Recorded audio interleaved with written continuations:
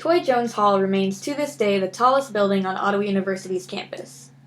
It was built about 146 years ago, also making it the oldest building on campus, and nothing else overcomes the height of the spire sticking out from its copper dome. The building was gutted and restored from fire damage a couple of times, but that was almost a century ago. I didn't notice the white metal fire escape on the west side of the building until my senior year of college. I suppose it's always been there, but it didn't stick out to me until I began to pass it on a daily basis. None of the students spent much time in the building. It was the president's office and always seemed a bit too grandiose. It's the only place on campus where you aren't supposed to walk on the grass. Of course, you could tell by the dirt paths that we didn't follow the rules all the time. I would pass by the fire escape on the way back to my room after late nights spent studying at the library. The yellow glow of the nearby lampposts cast the dancing shadows of trees upon the wooden door at the top. I would let my mind wander, imagining the moments that could be spent in the early morning, sitting with legs dangling over the edge and reading my Bible as the sun woke the rest of the world. I never got around to actually climbing the fire escape until that night. That night, I was attempting to do my homework in a dorm room filled with college kids who play country music too loud and whose voices elevate as the late hours approach. I decided to go to the library.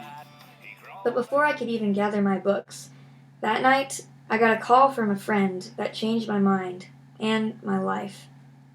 I forgot about my homework and rushed past the noisy people, holding my phone close in one ear and jamming my fingers into the other so I could hear. Out of the dorm room and into the hallway. But no, I couldn't talk here. What if someone saw me? I found myself walking over to Tauy Jones. I passed over the forbidden grass and, for the first time, climbed up the fire escape. The handrail was colder than I expected as my fingers grasped a little too tightly. When I reached the top, I sat back against the stone doorstep, letting the coolness seep into my skin. I leaned against the door that was sealed shut with paint. I shivered at first. Why didn't I bring a jacket?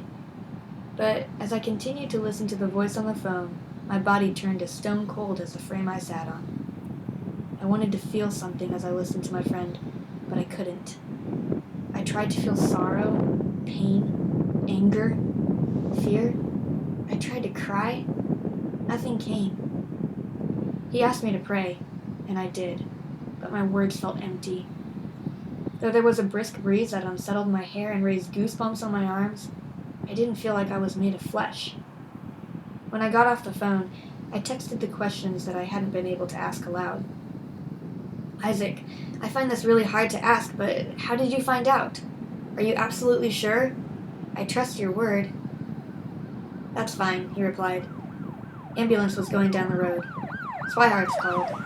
Said they were afraid it might be Charles because it stopped at Bascom's. About 10 minutes later, Dan Swihart called and told me that it was Alex, that he'd hung himself in the woods. I can see the police car from here. It'd be wonderful if it wasn't true, but it seems like it is. After that night, I didn't fantasize about the fire escape anymore. The romantic grandeur it may have possessed was lost to the memory of a different kind of escape. That night was the first time I ever climbed the fire escape on Tauy Jones, and the last. It was also the first time the reality of the world's brokenness went from my head to my heart. As time has passed, my heart has allowed itself to grow into an appropriate understanding. There is only one who truly restores. It wasn't until a year later that I was able to give words to my response. Maranatha, Lord Jesus, come soon.